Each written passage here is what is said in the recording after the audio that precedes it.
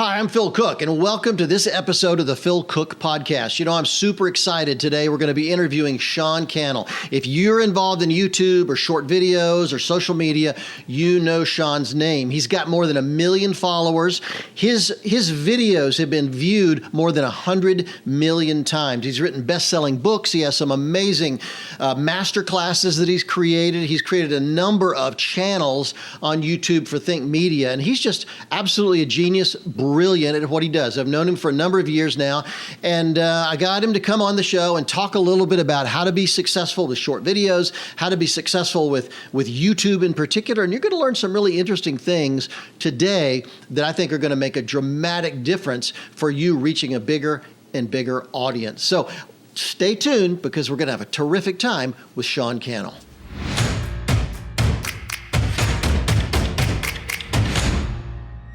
Sean, I'm thrilled that you've come on board. Thank you so much. It's been a long time since we've talked personally, but we honestly go way back. I can say that I knew you before you were famous. Yeah, and you've always been famous in my eyes, so I'm super grateful. I mean, your books, your influence in media, and all of that. Super grateful to be hanging out with you and really catching up, which is over a decade since I started in Las Vegas. Yeah. I mean, I think that we met at Benny Perez's church at South Las Vegas. You were the media director there. And looking back, I'm not sure why Benny asked me to come in. I think you were freaking him out maybe with some of your ideas for using media. And I recognized pretty quick that you were pretty sharp and there was a great future ahead of you. Fill me in a little bit. Where have you gone from there? And how did you get to being the dominant YouTube expert in the world? I mean, that's 2011. We moved from Seattle to Las Vegas to become the director of communication at the church. When I started with Benny, we had a project called Think International. We interviewed you on that project. Yeah, I remember. Jeff Moores, he's now a church planner in Oceanside. And actually it was kind of nice because when we sat down for the job interview, essentially, I said, hey, I'm all in.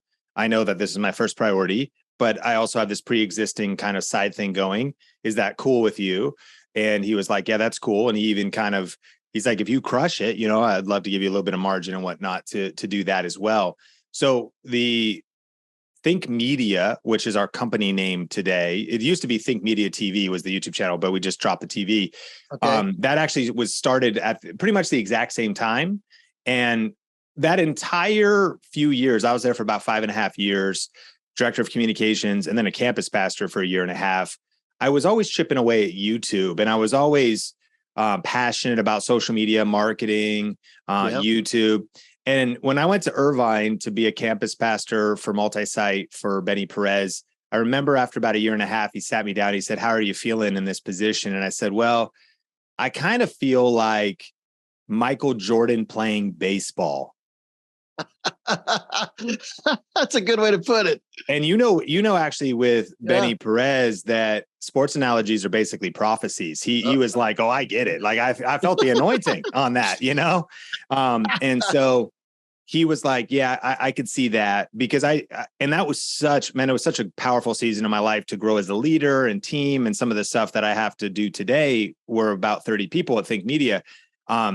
But what it was the self-awareness of like this media thing, this YouTube landscape.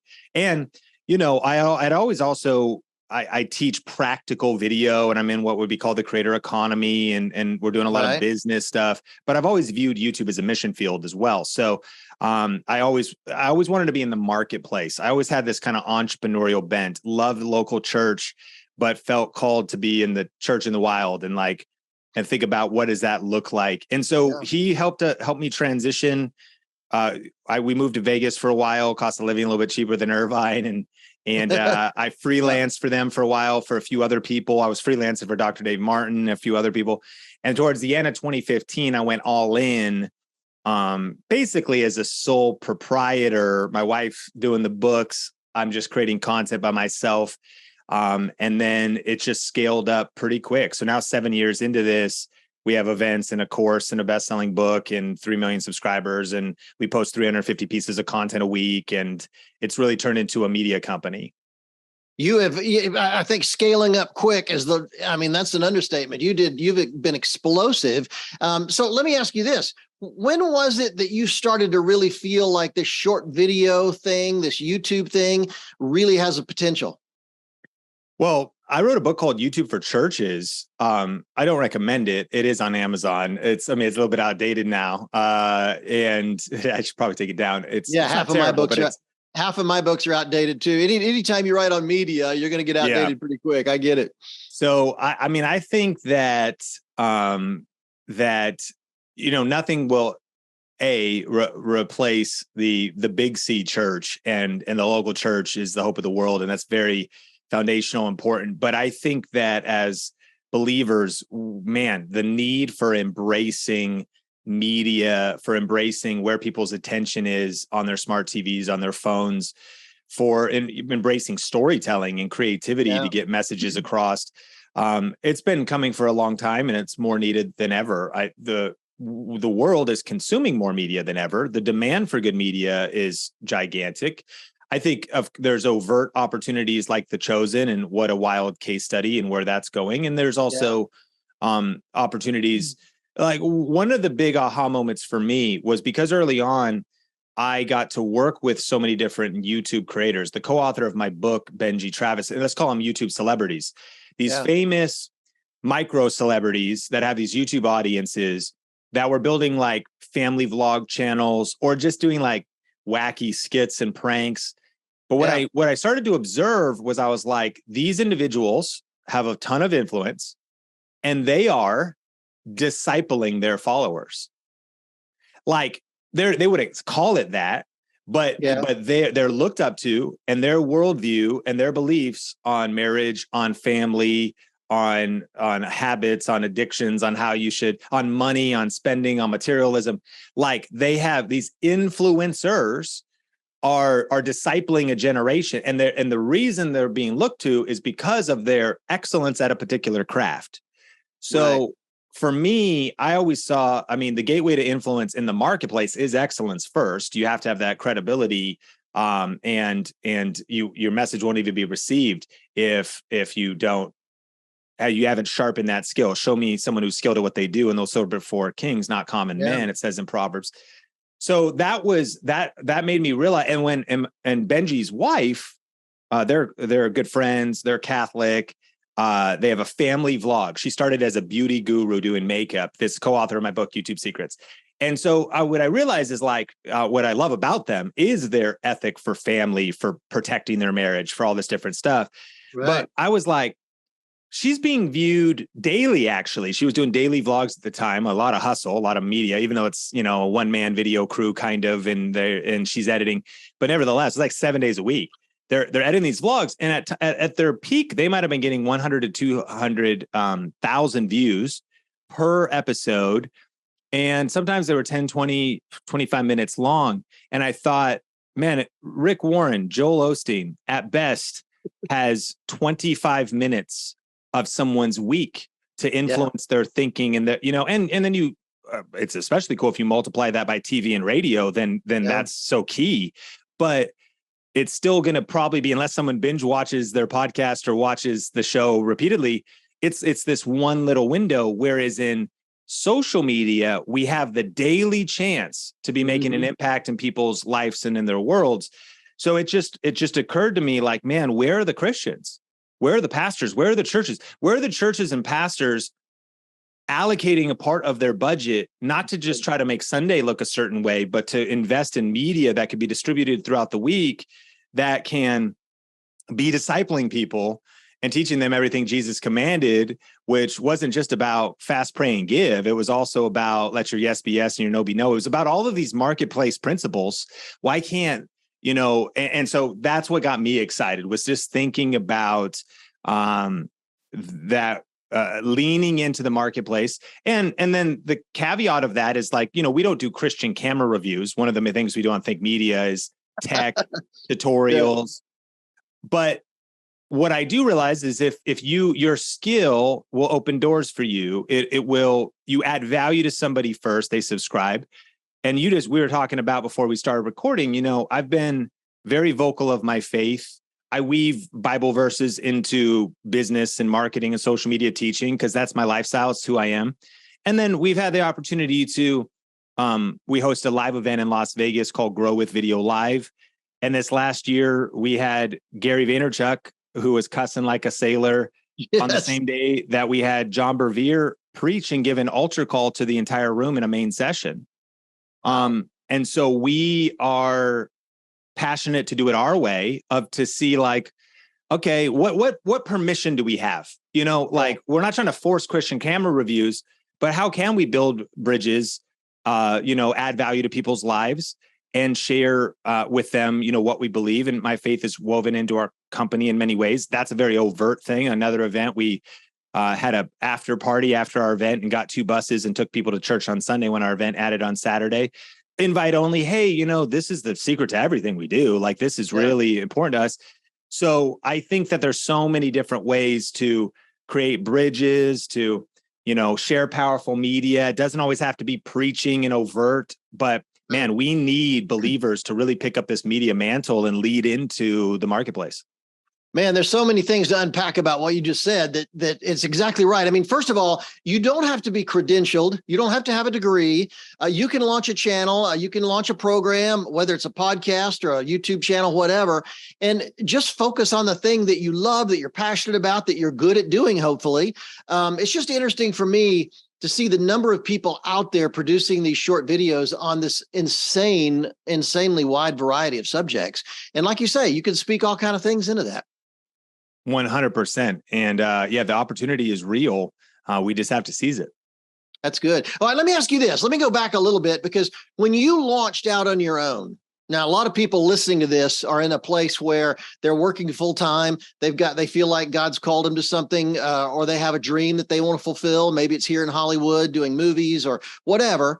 But they're just not sure about how to step out and do that. What word of encouragement would you give to somebody who really wants to launch out on their own? What were you thinking about? What was your greatest fear? What made you finally do it? I got fired from my job, by the way. That's how I stepped out. I was forced out, which was a good thing. But although I didn't appreciate it necessarily at the time, what was it about you that made you decide, okay, this is the moment? Yeah, I think there's a couple of things. I think one is you definitely should use, while you have a day job, there's no reason why you can't be building your dream job. Yeah. And so I mentioned I started Think Media in 2010, basically, and then eventually stepped out fully in 2015. I wasn't able, here and there, I stayed consistent, not consistent as in I was uploading a video every week, because sometimes I got so busy in ministry around Easter, around Christmas, like we're a little too busy during those times, but there was other slower times. Yeah. And so I just kept chipping away at that dream job. I would say that there's always something you can do. And I believe you can do something every single day. If it's listen to this podcast, if it's read a book, if it's post an Instagram reel, whatever it is. If you're in Hollywood, you don't have to wait just to get invited on set or signed. Yeah. You could start creating a skit, creating, something creative on just a short form vertical video that's less than a minute. Like always just doing something, learning something, trying something, experimenting with something, writing something in words, sharing something in audio, putting something on video, always doing something. So I was doing that during that time. It also, I think we're living in a world, and there's a lot of what we teach at our company. So there's a lot of different ways to make money online and monetize content. And I had learned a particular set of skills that makes me dangerous for the algorithms, that I had learned specifically how to rank videos on YouTube, which YouTube is a search engine, create topics that around things, figure out what people were searching for, and then create content around it. Now, I've been doing video for 20 years, YouTube for 16. Originally for me, it's kind of meta, but I was teaching video on a video platform about video, but truly video itself, like the production, cameras, lighting, all of that stuff. And what I learned was you could do what's called affiliate marketing. And because I had spent hard, expensive money of my own to purchase DSLR cameras and L-glass lenses, and had compared things and had made some mistakes and all of this different stuff, I started to make videos about that, and I could put those products I was talking about, and I could put links in the description. Those would be affiliate links. And if someone clicks those, I would make a commission. And so what was cool was by 2015, I had like $300 a month coming in from these affiliate links. And then YouTube also pays you for views.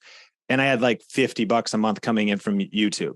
Not super significant. Couldn't pay our rent, couldn't pay our mortgage, but it was 0 to 1. There's a good book, 0 to 1. You got to get to like, okay, like, is there evidence that I'm not just jumping out? There's something about jumping out in faith, but there is practicality to it. Is there a practical and so when I stepped out fully, it still was super scary. I was terrified. There was a gigantic gap between where I was financially and where we needed to be to even support my family.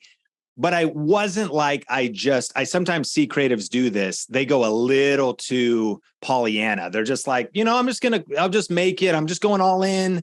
Yeah. And I think that you can go all in with wisdom and maybe there's a reason to stay at your day job for a certain length of time or whatever while you're building your side hustle. So the last thing I would say is I think practically I've shared the 25% rule. And it's that if you can earn, step one, define your needed monthly expenses. That's and good. I don't mean your needed monthly expenses, Starbucks every day and Uber Eats all the time, but like your needed monthly expenses.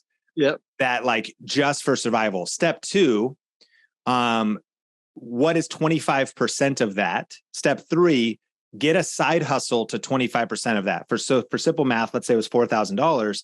If you could start earning $1,000 with a side hustle, it might be time to put in your 2 weeks, because although you still are, 75% away from the goal, you've proven that in your extra time and when you're fatigued after work and when you're trying to build this side hustle while you're also doing kids and work, all this stuff, that, man, when you put your whole focus on it, it will really blow up and scale pretty fast. Don't email me if it fails and you end up homeless, but ultimately you could use the 25% rule. Yeah. And so that's in a way what I did. And what had happened was, it was actually, in a way, I kind of got fired too. Dr. Dave Martin was one of the people who fired me. It's because he hired somebody full time, but he did let me go as one of his freelancers. I'll call him and yell at him about it. And so I ultimately, instead of pursuing other clients, because I saw the trickle. Yeah, man, when I was able to then fully focus and spend, now it wasn't even just full time, especially for that startup season. It was like 40, 45, 50, 55 hours a week. No kids at the time. So, 60. And Sony and I were bought in, my wife, and it grew so quick. So I think that's the place to make it happen. I think you chip away at your dream on the side, be in that acting class, go to, be a part of, get into the room. And back when we met too, that was one of the things. Yeah. I loved working for Dr. Dave for a couple reasons, not just because of getting paid as a freelancer. The more valuable thing to me was going to his conference and learning from you and learning and networking. And I was chipping away at that with this vision in mind of like, I want to keep skilling up. I want to keep learning. I just want to keep moving closer to my goal. So perhaps the day that when Goliath shows up, I'll be ready and I'll actually have the accuracy with stones and a slingshot to hit a target like that. And good. I think that's what happened right in 2015 when I went all in. Well, I don't think enough people invest in themselves. It's shocking to me the number of people that, my boss won't let me go to this conference, so I can't go. Well, pay for yourself to go to the conference. If it's going to help you grow and help you get to the next level in your career. My boss won't get me a new computer. Well, maybe you should just invest in that. Maybe there's things you have to do to step out there. So that frustrates me a lot that people aren't willing to invest in themselves like you did. But B, I agree with you 100% that there's so much you could do on the job to prepare yourself for when you do step out. I wrote my first 2 books coming in at 6:00. So I'd have 2 uninterrupted hours from 6 to 8 before anybody else came in at a full-time job. And so when I finally was fired and I stepped out, I had 2 finished books under my belt that were published. So there's so many things you can do. I'd been doing some freelance things on the side. So yeah, I totally agree with you that there's so much you could do full time to set the stage. I'm a little shocked at the number of people that quit their job and don't really have a plan. That's always just absolutely amazed me. I totally agree. And you absolutely can build out a plan. What we're not saying too is I think perfectionism can still be your enemy. Over planning and not taking action. I think it was General George S. Patton that said, a good plan violently executed this week is better than the perfect plan executed next week. Yes. So there is something about not over planning, but you're exactly right. Like there's practicality to this, and you can get there's one of those books about testing if ideas will fly or not was about identifying bright spots by like Daniel Pink or one of those authors. Yeah. And it was like, you're looking for bright spots. Like, where is there a little bit of genius? Like maybe it is writing on the side. Maybe there's, and so if you've had a couple freelance gigs that have paid you for writing, then it's like, okay, well, there's no reason why you can't keep chipping away at that. And then maybe there is a leap off point. But back to 0 to 1, if you haven't even just done like a gig or had like a video get some views or a podcast, like there's no reason. We're living in a world where it is the greatest time to launch something entrepreneurial that has ever existed.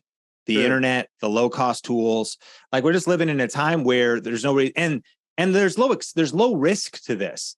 I would also attack that fear that says, well, what if I invest a few $100s or a few $1,000s and it doesn't work out? My question is, what if you never know and end up just thinking about the regret had you have tried? A few $1,000s is not that big of a deal in the grand scheme of things. Like we've all been there. There's been many things that have happened. A car's broken. There's a lot of ways where the bigger thing is like, man, just take the risk, try the experiment. And you're not betting your farm. I didn't say like, let's, sign over a contract with the bank for $500,000 or so. You don't need that to do this stuff these days, but definitely like put some skin in the game, put a little risk out there and then see what happens, see what the bright spots are, and then follow those bright spots of opportunity. Maybe some income comes your way. There's some interest, some doors open, keep going through them. I also like your attitude of starting, not, dumping the lattes, dumping the Uber Eats. I have a friend here in Hollywood who's a commercial actor, and he's super successful. I mean, he does amazing commercials, but he said early on, I decided I wanted to be an actor on commercials. And he said, and he does a lot of movies and stuff as well. And he said, so I just tailored my lifestyle. So I didn't have to have a side gig at Starbucks, or I didn't have to have a side gig selling real estate. He said, I wanted to go to auditions all day. So he said, I got a really small apartment. I got an old beater car. I don't have the latest cell phone. He said, I have an really old iPhone. He said, I just tailored my lifestyle. So I had the liberty to go to auditions whenever I want to. And I became a full-time actor right away. And as a result, now he's doing amazing national commercials. He's doing movies, and he's got this niche of being this insane, crazy serial killer bad guy. He's just got that look about him. And he gets the call for those things. So I do think that maybe our expectations are often too high when we start, and we need to pare back our budget a little bit to really be able to take the kind of risks to do what God's called you to do, or do what you feel passionate about. Agree 100%. All right. So let me ask you this. You're out there, you're starting to grow your channel. And I do remember the days when you were really promoting the indexing and the how to rank your channel and search engine, issues and stuff like that. What are some of the tips for people that are trying this, and where you were then? What are some of the tips for helping grow that audience? How do you get out there? Is it becoming more of an expert at what you do? Is it sharing it more on social media? Give us some thoughts, some practical ideas for how to get the word out about what you're doing.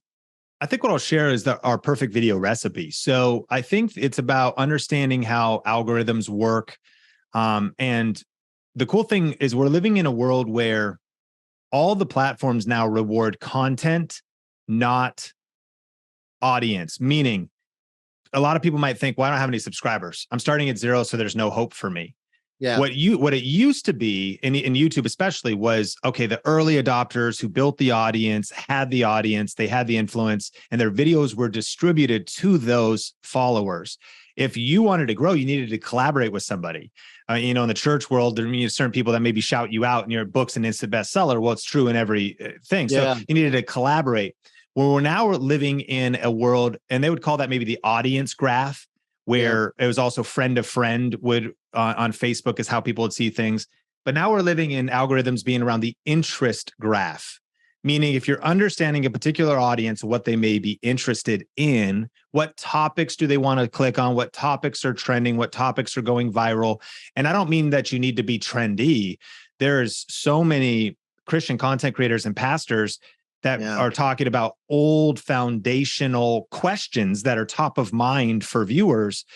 It's just what's on people's minds. There's a lot of things based on what's happening in culture and woke and culture, things happening there that are on people's minds. So it's about being current, relevant, understanding the zeitgeist, understanding psychology. In one sense, marketing has not changed. It's always been about understanding whoever understands the viewer best wins, the listener best wins, whoever understands in a local city, the pastor who understands the community best. I think wins. They understand really what this community needs, what the pain points are here. It's more young families, it's more retirees. This is the demo, and it's the demographics and the psychographics. But here's the perfect video recipe. So it's the big idea, the hook, the content, and then the transition. And this is for YouTube, and we modified a little for the other platforms, but it actually starts with the big idea, and that's the topic, the title, and the thumbnail. Yeah. So if I'm sitting down and I want content to do really well, I'm asking myself, okay, first, what topic? You know, you're in Hollywood expert, and you know that a lot of movie proposals hit producers' desks and get passed on. Yes. So before the movie's even greenlit, to put the money and to put the team, but so a lot of things die at topic stage. Too many people, when they're creating content, don't spend enough time. They've pressed record. They've even launched the sermon series when is it really the right topic? And I mean, you got to follow what the Holy Spirit tells you. But there's something about, man, everyone knows when it resonates. Like, what is the topic? Do people even want to click on that? And if everything else you do, if you have the worst camera, you don't even communicate that great, but you actually talk about the right topic at the right time that's on people's minds. If they see that in their feed, they're like, oh, I want to click on that. Yeah. Furthermore, you can have the best lighting, best production, biggest budget, but talk about the wrong topics. So anyways, the big idea is huge. It's like, should I even, and for some, it could be like, let's brainstorm 10 to 100 video ideas and try to cross out 97 of them. Yeah, that's good. What are the strongest ones? And that could give us a good head start of what should we put our energy behind. Then having a great title. You could think about you're an expert in how do I write good blog headlines that people want to click? How do I write good email subject headlines that people want to actually open? The same idea. How do I title my video? Biggest mistake I see people making is if their title is, H.264.mov, sermon number 2. Like that's a huge mistake. Like, but even more so, sometimes if it's like, Elijah's Mantle book 2, and they kind of take some kind of insider language as opposed to like, well, what is that actually about though? So maybe it's about being courageous. So the better YouTube title is, yes, it's a book study on Elijah, and yes, some people, if they're topic aware, content aware, they might be interested.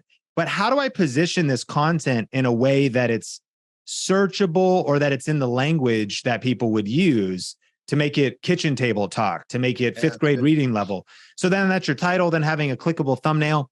Then it's the hook. So then the next big mistake people make, that's the second ingredient. Big idea, number 1. Number 2 is the hook.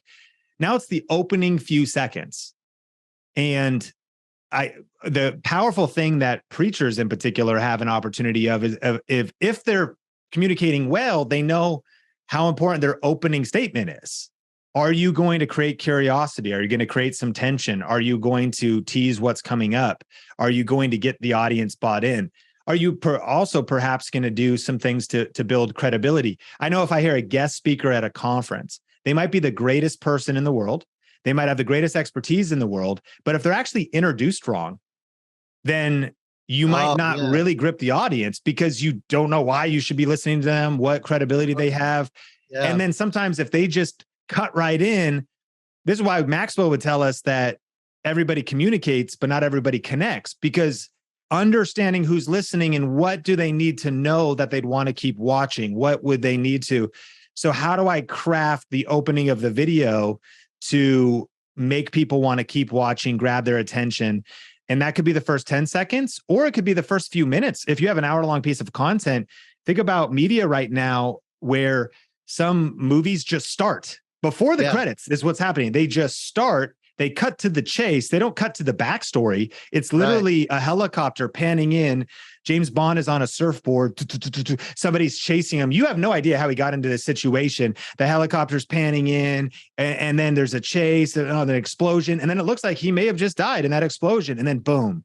And then the music cuts in. You only live twice. And there's some credits and whatever. But they've already kind of sold you because they cut to the chase right at the beginning. Yeah. And then they go back where it's like 2 weeks earlier. And you're like, man, did he make it through that situation? And how did he even end up in that situation? So even the structure of your content, you really want to power up that hook. And then the content, be brief, be bright, be fun, and be done.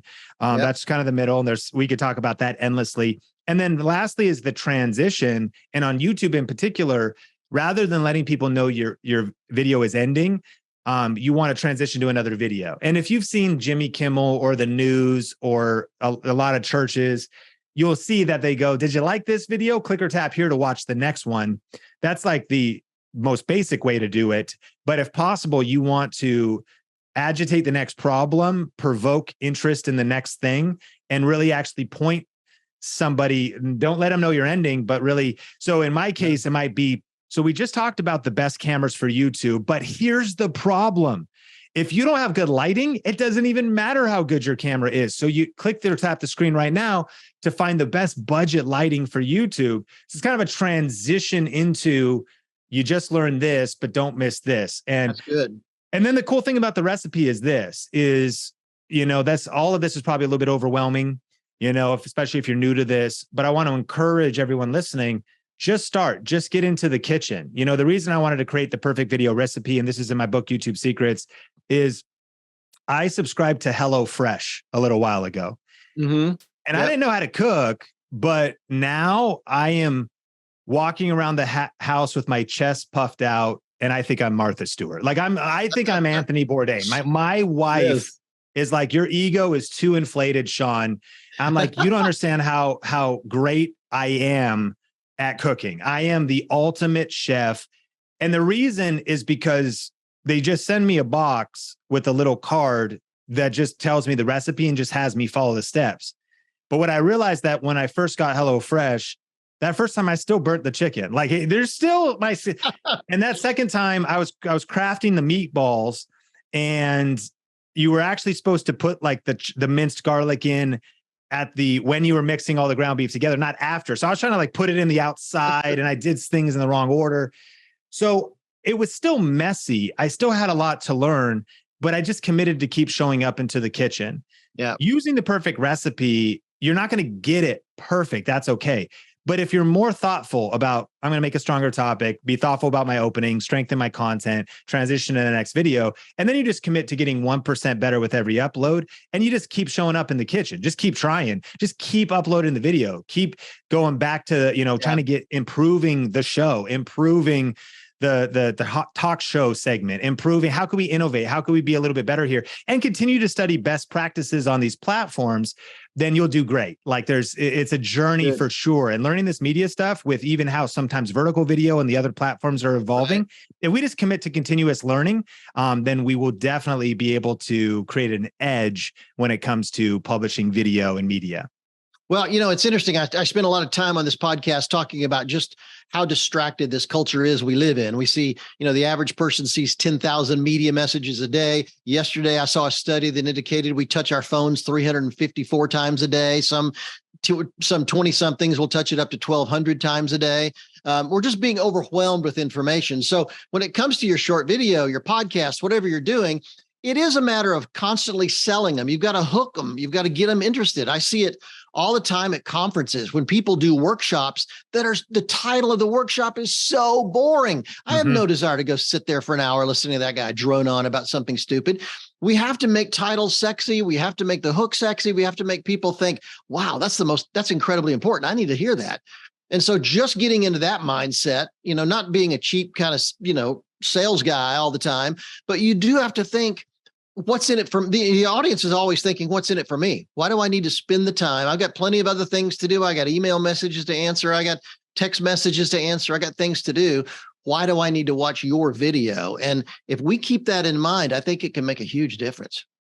100%. And it's a skill and art form to learn, but it is learnable. The good news is everything is figure outable, and just investing a little bit. I've heard stats that say if you read one book on a subject, you're ahead of like 80% of the population. 2 books, 90%, 3 books, you're in like the top 5% of experts in the world on a subject.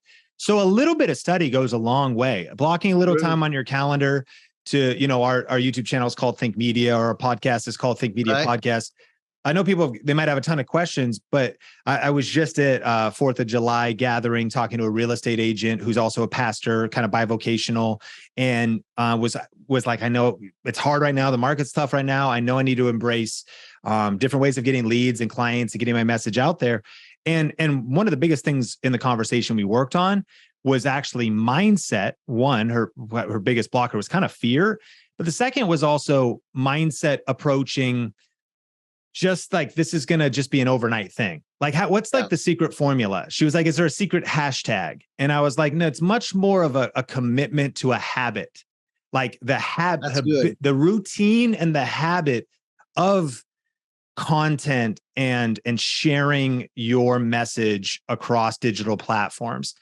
And what I wanted, I was like, what I would much rather have from you is not that you walked away with like one tactic, but that you committed to the habit of ongoing learning. And so, for example, I was like, you should binge the Think Media podcast for the next 6 months. And that's, even if you don't go that deep, if you literally just said like, man, I don't really understand how to post a YouTube short or a YouTube video, 60 minutes on YouTube itself, just asking, how do you post a video, with a journal out, with intentional learning, and following along and pausing the video as you go. It's stunning how many things are figure outable, but it definitely takes us taking a breath, slowing down a little bit, and thinking about blocking some time on our calendar for what is that next problem I want to solve. You want to launch a video podcast, a show of some kind. Well, then just go research that out, study that out, see where it leads you. Everything is figure outable. Well, which is a natural transition, because I just wanted to tell everybody listening and viewing that that's exactly what you do on your channels out there. I mean, you're constantly talking about practical, real stuff, not just dreamy stuff. You're talking about, okay, what camera do I need to use? What are the mics I need to look at? Practical, real stuff about how to be more successful. So number one, I encourage people to go check out your channels, check out your stuff. But I want to talk to you especially about some of your classes you're doing, discovering YouTube success, and tell some of the classes you've got out there, I think are really, really good, and people need to engage with those. Tell me a little bit about what you're most excited about right now. Yeah, I appreciate it, Phil. And there specifically right now, I just recorded, and it's on demand, a new class that really breaks down the one strategy we've been perfecting. That's still working like crazy. And it's our approach to YouTube. What's cool about YouTube is it's still the second largest search engine in the world. Yeah. It's still the dominant video platform. There's 2.6 billion monthly active users. And so your audience is there, your community is there. And not everyone's going to have 1 million subscribers. That's not the goal, but there is that specific group, So it's about refining your message and then learning how YouTube works. And so if you're interested in basically getting to kind of view over my shoulder and see how we've approached Think Media, growing to over 3 million subscribers across a couple different channels. And I really break down this one strategy and then 3 specific things that are working on YouTube right now. And we talked a little bit earlier about different ways to monetize. No matter who you are, there are additional income streams that you can create as soon as you start leaning into media. Not least of which is the fact that YouTube is the best platform for actually paying creators once you cross the threshold of being qualified for monetization. But besides that, whether it's you do package what you know into a book or an ebook and your content leads to that, whether you create merch of some kind, interestingly enough, I feel like The Chosen has actually done tens of millions of dollars in merch sales. And so obviously that's a major scale, but you also know many different, it also could simply be donor awareness, and it could be different things of casting the vision through your media. So all of that to say is we talk about multiple different ways to monetize. So yeah, if anyone wants to check that out, you can link it up in the show notes. It's a 1-hour deep dive class where people can look over my shoulder and really see a workable YouTube strategy that they can apply for leaning into YouTube and getting results right now. Great. That's fantastic. Well, let me ask you this. Where's the hub for all things Sean? Where's the best place to drive people to? I'll have all this information and links in the show notes, of course, but where do you say is the best place to find everything you have? Yeah, probably SeanCannell.com. Sean Cannell rhymes with YouTube channel. And that's kind of me personally and different things that we have. But if you just search YouTube for either my name or Think Media, there's deep rabbit holes to go down. And Think Media is our company name, and Think Media Podcast it's 2 different channels. So yeah, not trying to send people too many places. SeanCannell.com is probably the one place. But we also essentially have created a free university of online video education that's just sitting there on YouTube. I love what you said. That mindset of just investing in yourself, and I think it's the E to E ratio. What is your E to E ratio? What is your education to entertainment ratio? I think some of the biggest opportunities awaiting all of us listening to this is adjusting those numbers, because for many it's about 1 hour of education to 50 hours of entertainment. They're 1 hour, they listen to like a little bit of a podcast like this, and then they binge 10 seasons of Game of Thrones or Love is Blind. Right. Both probably not very helpful. And so whatever you want to do, but if you can lower the entertainment ratio a little bit and increase, and there's gold on the internet. I know that sometimes it's hard to figure out who to trust or what to find, but like, there's just a lot of great stuff like your show that's out there, and it shifts your thinking. It shifts your mood. It gets you in that creative state. It gives you tactics. It gives you ideas. So all that to say is you can check out Think Media on YouTube and go down that rabbit hole. It is a rabbit hole. Let me tell you, you could go for days, months, years on the stuff because you create so much content. You're a machine, and I'm so impressed. And again, I really am grateful for you coming over here. Your success has been explosive. You are obviously the YouTube expert out there, short video expert. You're the guy that really understands that world. And I'm going to drive as many people as I can to this episode because they need to see this stuff and hear from you. And go to YouTube and find out, go to Think Media on YouTube. I think it's fantastic. So anyway, thanks for doing this. I've just been incredibly grateful for you taking the time, because I've been so impressed with how you've grown over the years. Well, Phil, thank you. And I mean, whether it's Unique, Branding Faith, Maximize Your Influence, Jolt, you're a legend, and I'm really grateful that you'd have me on. I'm so grateful we got to do this. I know I follow you on Instagram and I love your posts. And I know we've been able to connect a few different places over the years. So I've always been inspired with what you're doing, and so humbled and grateful to just get to hang out with your community today. You're very kind. And by the way, you could probably rip my Instagram to shreds. I don't have a strategy for that. That's my therapy. No, it's perfect. I use that instead of a therapist. I see it as a place where you're very funny and it's very enjoyable. I know that your core Instagram tribe doesn't want anything to change. Like that's perfect. Funny. That's funny. Well, thank you so much, man. I'll see you later. Well, that was a great interview. I'm so impressed with Sean. As I said in the interview, his growth has been just explosive. And I would really encourage you, go online in our show notes and find the links to the master classes he does, because it's really quite brilliant. And you're going to learn so much. It'll completely change your perspective about the potential of YouTube, the potential of short videos and other platforms. He is just the expert.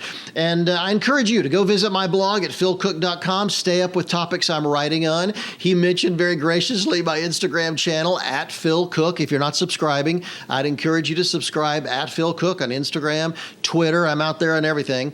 And I really appreciate you taking the time to listen and watch an episode like this. Share it with your friends. There's so many people that could be really helped by what Sean's talking about today, what he's talked about today. I just think it could be a real change for them and will really help them so much. So give us a rating, share it with your friends, and I'll see you on the next episode.